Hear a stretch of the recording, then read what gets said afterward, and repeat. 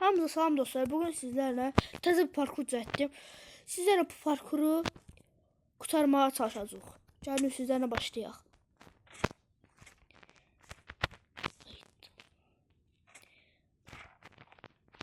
Hop. Hop. Dostlar sizlərlə bu birinci videom. Bugün ikinci videoda inşallah gələcək. Mən də bu başım var şimdi. Aldım. Hoppa. Videonun fikri video başlayanda sizə deyəcəm. Gəlin sizlə təzələyək.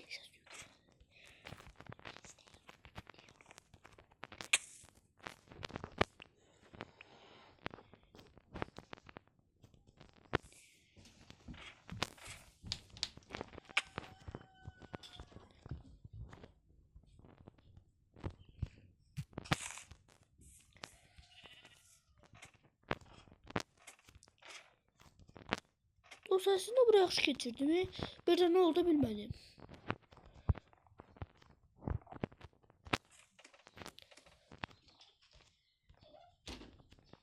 Hoppa. Qısardı dostlar video.